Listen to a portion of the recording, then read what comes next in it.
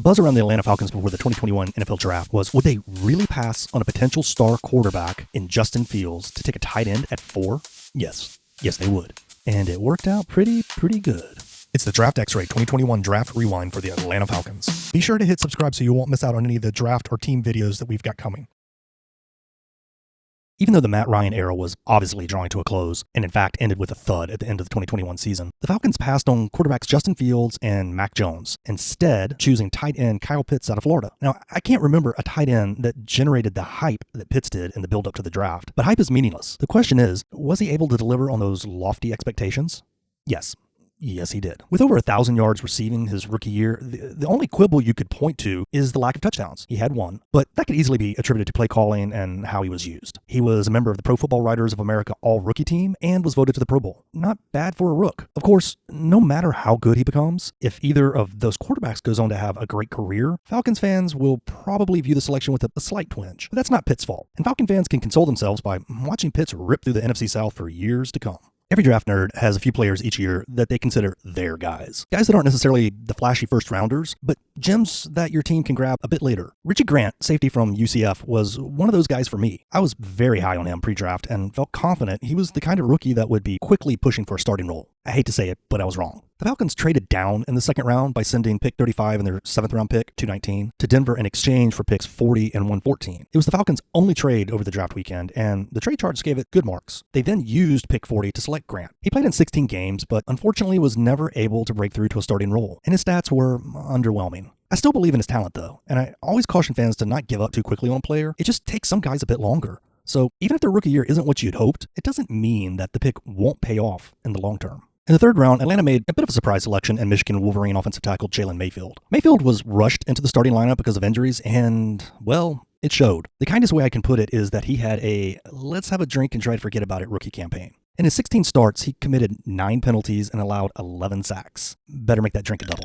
But the Falcons staff and front office seemed pleased with his progress, and since he was really always considered a raw prospect that would take time, it's probably best to pump the brakes and give him, well, that time before passing any kind of final judgment. He actually ended up with an AVD of 7. This is a good example that while I think AVD is an interesting metric, you have to take it with a big old grain of salt. I think that's true of any one metric, actually. You really need to view them as single data points that help create the big picture, not as the big picture themselves. An article by Dave Choate at the Falcoholic does a good job detailing the rocky rookie year that Mayfield experienced. I'll put a link to that in the description. With 2 picks in the 4th round, the Falcons selected Darren Hall, cornerback from San Diego State. Mayfield wasn't the only rookie that had troubles. Hall had troubles of his own, struggling in coverage. But as a rotational player, his numbers weren't awful. He had 27 tackles, 2 tackles for a loss, 1 sack, a quarterback hit, 3 passes defended, and no interceptions. He also played special teams. Just outside of a top 100 pick, maybe you could expect a little more, but in the end, it's not a terrible showing for a 4th round pick. It's a middle of the road, let's see how year 2 goes kind of thing. With their 2nd pick in the 4th round, Atlanta selected Dalman, offensive lineman out of Stanford. Dalman had limited snaps as mostly a backup to Matt Hennessy. He did enough good in his limited time on the field to make the team optimistic that he could compete for a guard spot in the future. Is that a win for pick 114?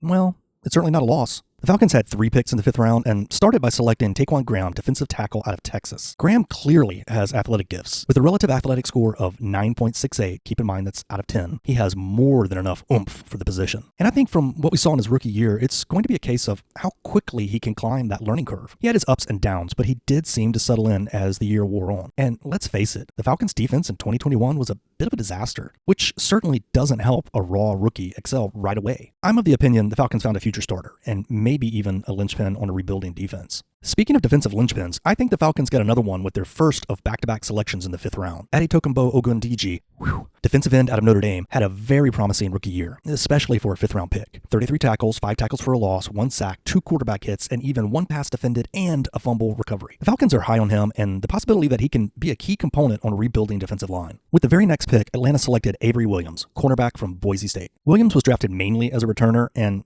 had fairly pedestrian stats in that department. But he did see improvement, especially on kickoffs the last few games of the season. When he did get in on defense, he allowed 12 receptions on 15 targets, which is very much not good at all. He has the speed and ability to be a better than average returner, and the fact that he improved as the season wore on is always a good sign. So year 2 will be an interesting one to watch for Williams. After giving up their 7th round selection as part of the trade down in the 2nd round, the Falcons' last pick of the 2021 draft was 6th round selection Frank Darby, wide receiver out of Arizona State. Darby only got 20 snaps on offense, so it's impossible to gauge his future impact there. But he got a fair amount of play on special teams as the year wore on, so there's that. The only thing you can really say with so little evidence, check back next year. I like to take the AVD for every player in a team's draft to get a total, and then rank all the teams based on that. The Falcons not only had a big rookie class, they played the heck out of their rookies. So for them, the total is a whopping 25. That ranks 7th in the NFL and 1st by a long shot in the division. If you take that total number and divide it by the number of draft picks, the Falcons had an average of 2.78 per pick, which was 11th in the NFL and 1st in the division. I don't know that it means diddly squat, but it's fun to look at. I always close by comparing a rookie draft class to the old adage, if you walk away from a draft with 3 good players, then it was a successful draft. I think you can safely say the Falcons will end up with 3 good players. The large class helps, more lottery tickets is a good thing, but they mostly make good use of those tickets as well. Pitts is obviously not just good, but great. So check box 1. So what about boxes 2 and 3?